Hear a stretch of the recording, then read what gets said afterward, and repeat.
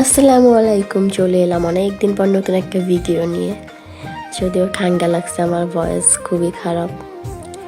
আজকে রান্না হয়েছিল কচু দিয়ে ইলিশ মাছ, আমাদের ক্ষেতের কচু। আর কচুর তরকারি অনেক বেশি মজা লাগে। ইলিশ মাছের যে পরিমাণ দাম কি আর বলবো, মধ্যবিত্তের সামর্থ্যের বাহিরে ইলিশ।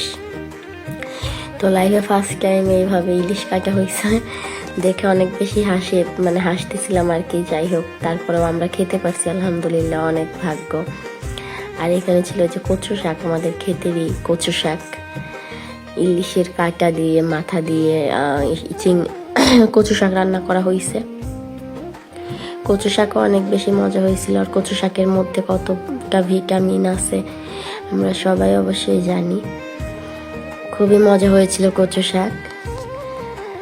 আর ইলিশ মাছ নিয়ে কি বলবো, বাংলাদেশের মাছ বাংলাদেশের মানুষজন খেতে পারে না, এত পরিমাণ দাম। ইন্ডিয়ায়, দেশের বাহিরে এত কম দাম, আর আমরা বাংলাদেশি মানুষ হয়ে বাংলাদেশের মাছ খেতে পাই না, দুঃখের কথা। এইখানে ছিল যে মাছের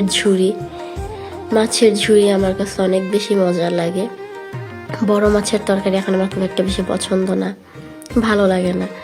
তো এইখানে যে মাছগুলা বেছে দেন বেশি করে পেঁয়াজ, কাঁচা মরিচ সব কিছু দিয়ে এইখানে ঝুড়ি করে নেওয়া হচ্ছিল। এই জিনিসটা এত বেশি মজা লাগে, যারা খান নাই অবশ্যই ট্রাই করে দেখবেন, আশা করি অনেক ভালো লাগবে। তারপরে যে এখানে নাড়াচাড়া করতেছিলাম একটু আমি। আর এখানে এই যে ইলিশ মাছের তরকারি হয়েই গেছে প্রায়, আপনারা দেখতেই পাচ্ছেন। খেতেও কিন্তু অনেক বেশি মজা হয়েছিল, কচু দিয়ে ইলিশ মাছ।